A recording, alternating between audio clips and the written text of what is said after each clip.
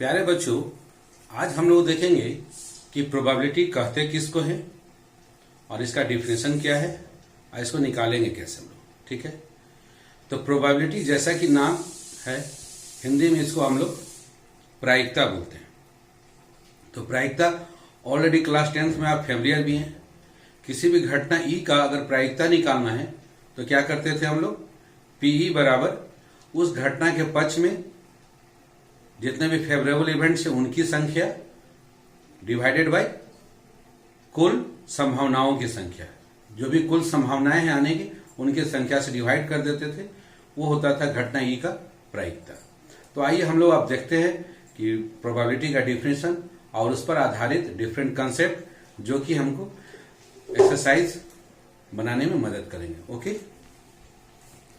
पहले आता है कि किसी इवेंट ई का प्रोबेबिलिटी होता क्या है। प्रोबेबिलिटी ऑफ एन इवेंट, तो ये डिफाइंड इस तरह से होता है कि let E be an event of a sample space S. E कोई एक इवेंट का नाम है किसी सैंपल स्पेस एस का, अर्थात ई जो है सबसेट है सैंपल स्पेस एस का। Then probability of an occurrence of E, तो ई के होने का जो प्रोबेबिलिटी होगा, प्रायिकता जो होगा, घटना ई के होने का जो प्रोबेबिलिटी होगा is equal to number of favourable event ई।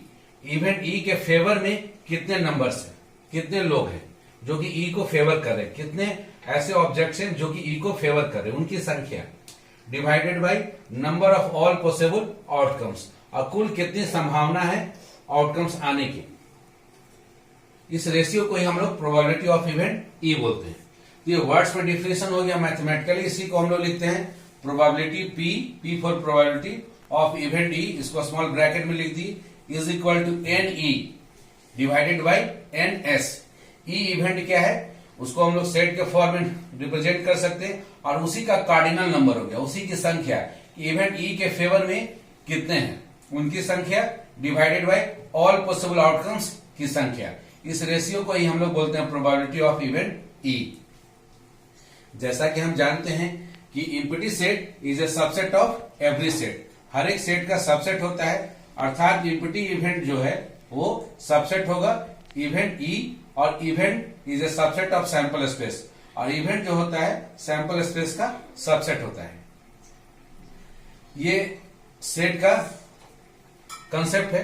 अब इसी को हम लोग कार्डिनल नंबर के कंसेप्ट में चले जाए, इसकी संख्या में चले जाए। इम्पिटी सेट की संख्या जो होगी, cardinal number of empty set less than equal to cardinal number of event E less than equal to cardinal number of sample space, और सभी में हम लोग एनएस सैंपल स्पेस से डिवाइड करते हैं। जैसे ही हम लोग डिवाइड कर देंगे तो n5 cardinal number of empty set के सदस्यों की संख्या, तो यह 0 होगा, 0 डिवाइडेड बाय एनएस, ये हो गया 0, और एनई डिवाइडेड बाय एनएस, ये by definition of probability of event E, ये हो गया प्रोबेबिलिटी ऑफ इवेंट ई, और less than equal to NS by NS हो गया 1।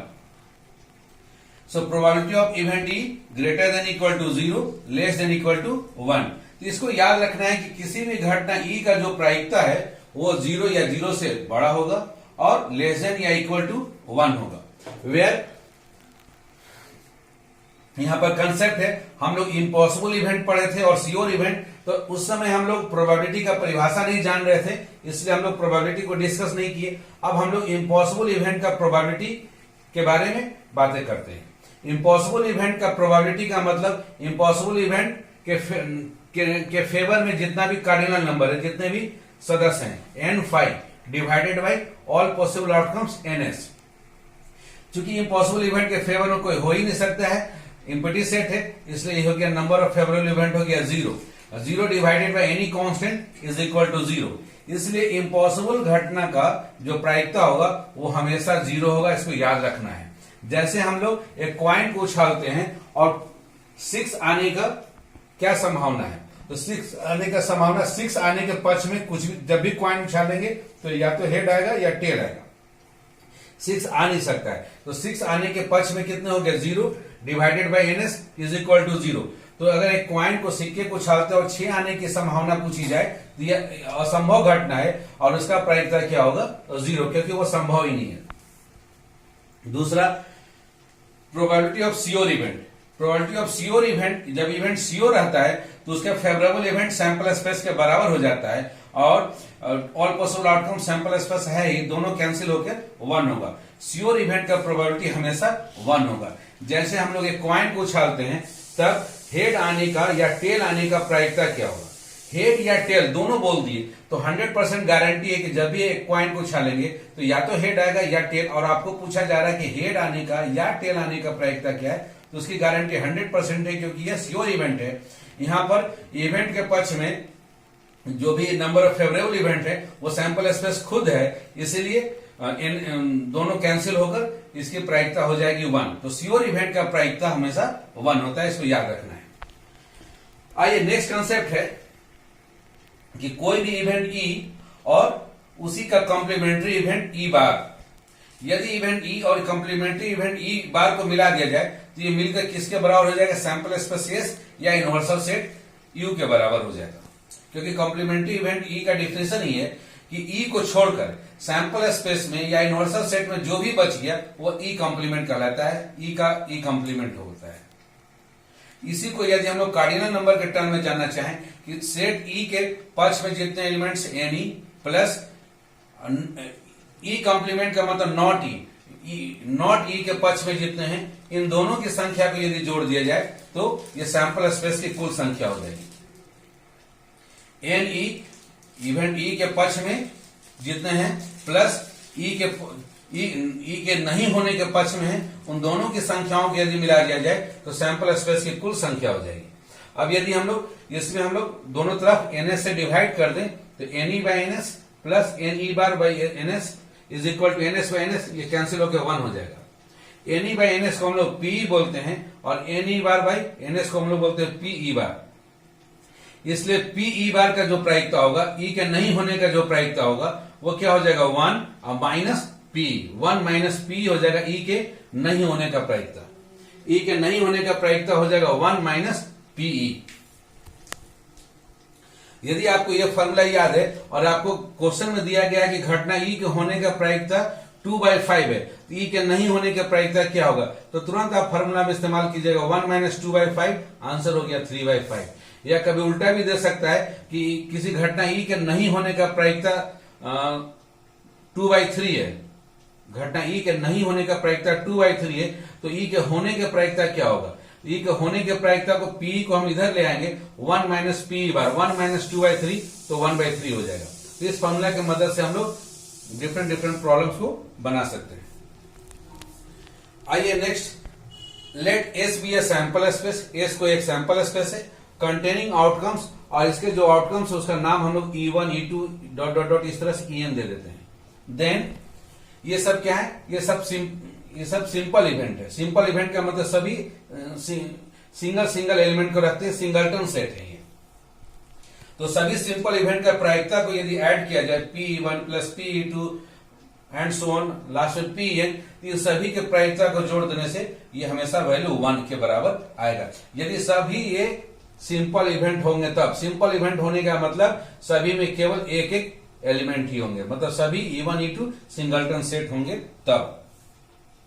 और यहां जितना भी PEI है, E1 हो E2 हो E3 हो, किसी की भी प्रायिकता greater than equal to 0 and less than equal to 1 होगा।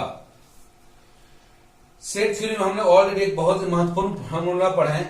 ये हमारा सैंपल स्पेस है, उसके अंदर में सेट ए है और एक सेट बी है। इसका ये वाला जो पोर्शन है ए इंटरसेक्शन बी है, जो कि दोनों में कॉमन है।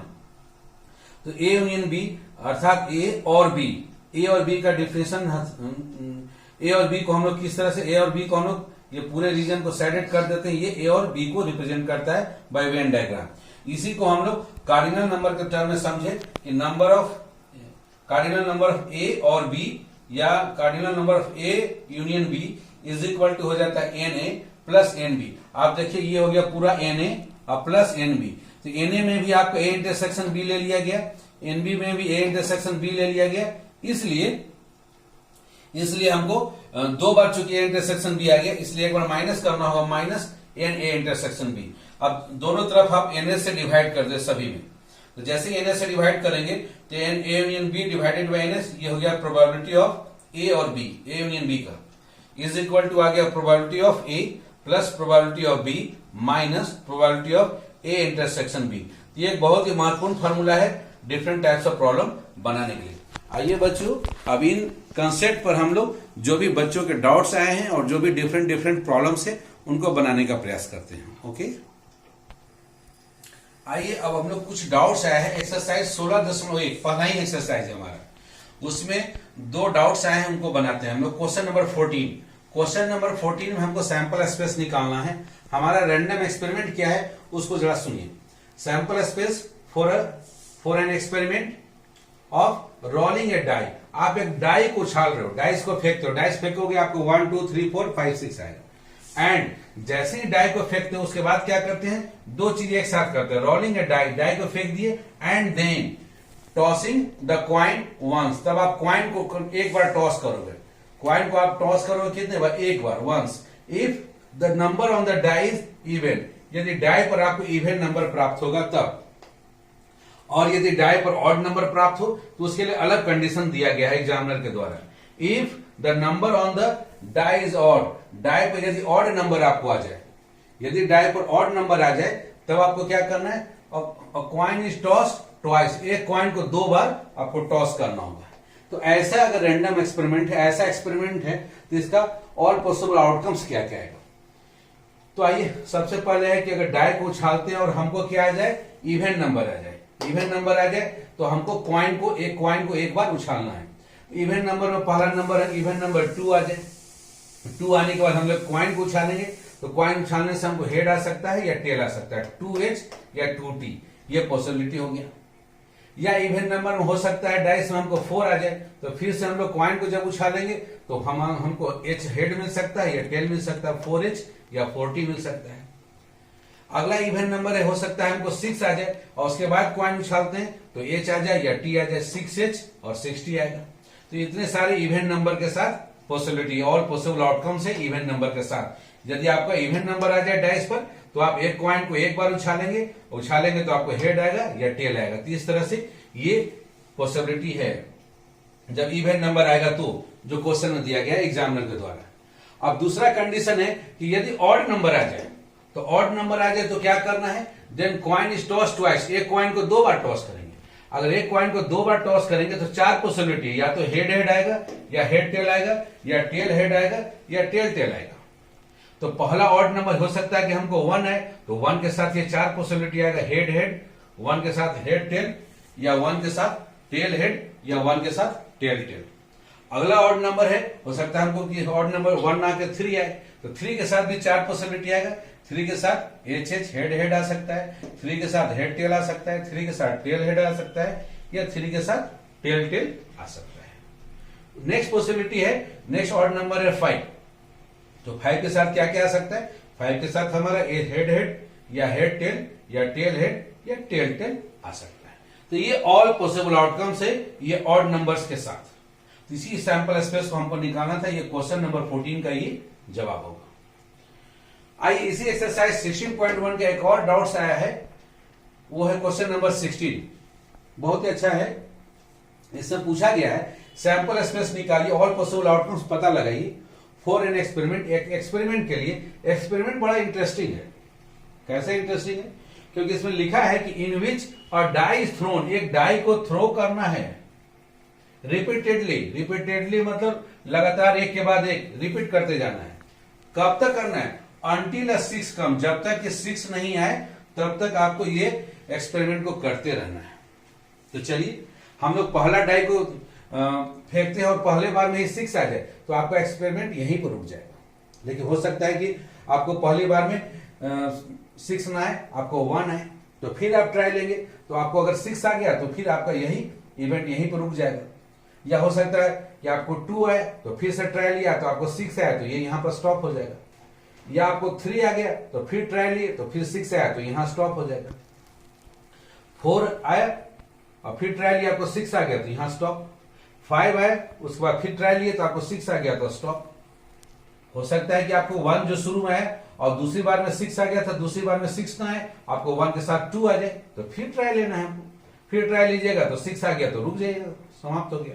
या हो सकता है 1 के साथ दूसरी बार ट्राई लिए तो 3 आए तो फिर ट्राई लिया तो आपको 6 आया तो फिर रुक जाना है, या 1 के साथ अगला ट्राई में आपको 4 आया तो फिर ट्राई लिया, 6 आ गया तो रुक जाना है। फिर उसी तरह से 1 के साथ 5 आया, एक और ट्राई लिए, 6 आ गया तो रुक गए। उसी तरह से या पहला वाले में अटेम्प्ट लिए तो आपको 1 ना के 2 आए, नेक्स्ट अटेम्प्ट लिए तो 1 आया, तो फिर कोशिश करना है, अगर 6 आ गया तो रुक गए, नहीं तो ये कोशिश हमको लगातार करते जाना है। ये कोशिश हो सकता है कि आप 1 लाख बार आप कोशिश कर रहे हैं और आपको 6 आ ही नहीं रहा है, तो आपको यहाँ एक ही इवेंट में 1 2 3 4 2 3 1 2 3 जितना बार आ रहा है, जो भी आ रहा है सबको नोट करते जाना पड़ेगा। हो सकता है कि आपको जन्म से लेकर आप बूढ़े हो जाएं और तब तक आपको 6 नहीं है, तब तक इसको आपको क्या करना, ट्राई करते जाना करते जाना करते जाना है। तो इसमें जो नंबर ऑफ इवेंट्स हो गए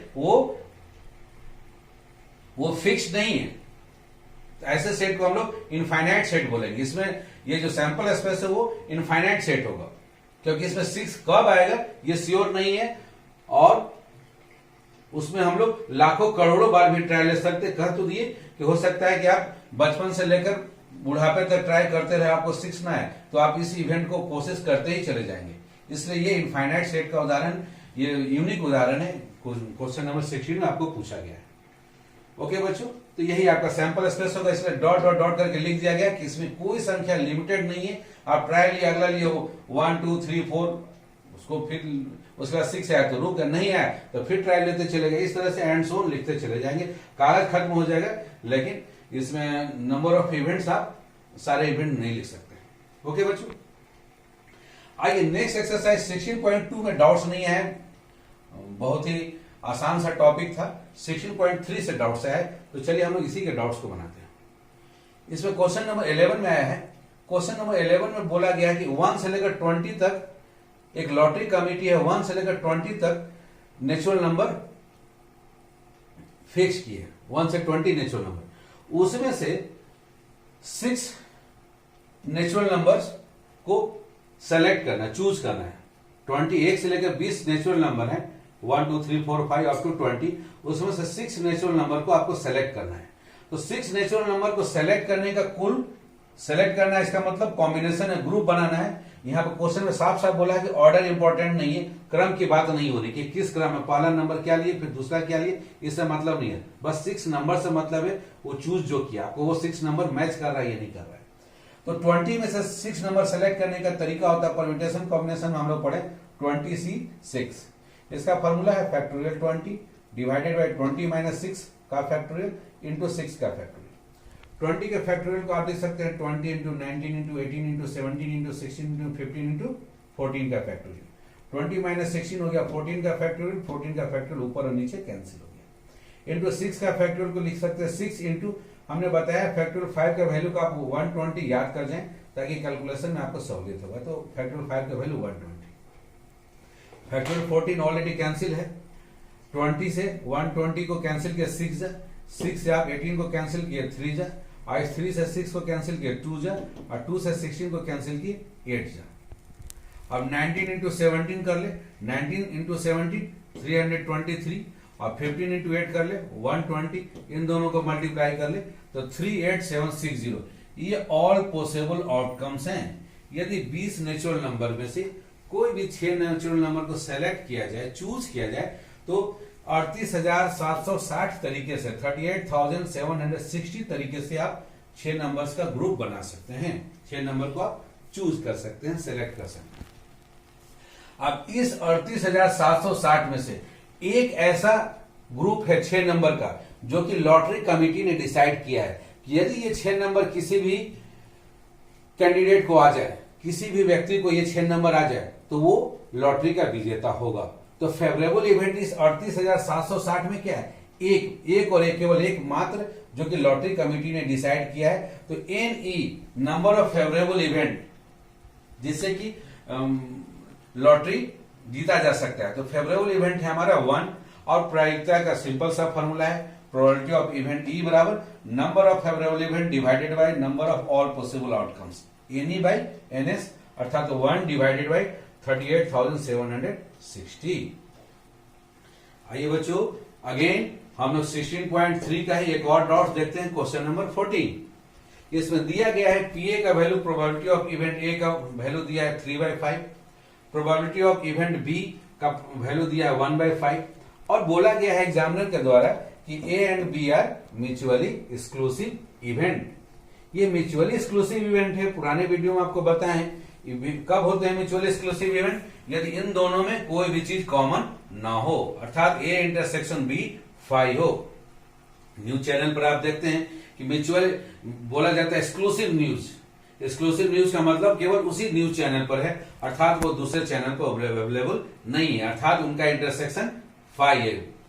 और यदि इनका इंटरसेक्शन फाई है, अब इसमें नंबर ऑफ एलिमेंट्स काउंट करेंगे, cardinal number N A intersection B, तो चूंकि फाइव में कोई है ही नहीं तो नंबर ऑफ एलिमेंट्स हो गया 0। अब इसका यदि प्रायिकता निकाला जाए P A intersection B, mutually exclusive event के केस में ये शर्त है, आपको याद रखना है कि दो event A and B are said to be mutually exclusive if P A intersection B, यदि इनका प्रायिकता निकाला जाए तो प्रायिकता का वैल्यू आएगा 0। अब ये फॉर्मूला हमारे पास है, आज हम लोग देखें पी ए और बी का प्रोबेबिलिटी अर्थात probability of A union B is equal to formula है P A plus P B minus P A intersection B. अब वैल्यू रख दे, पी ए का वैल्यू है 3/5, पी बी का वैल्यू है 1/5, पी ए इंटरसेक्शन बी का वैल्यू है 0। अब दोनों को जोड़ दे, 5 एलसीएम लेकर 3 + 1 4/5, ये हो गया प्रोबेबिलिटी ऑफ ए और बी का प्रायिकता।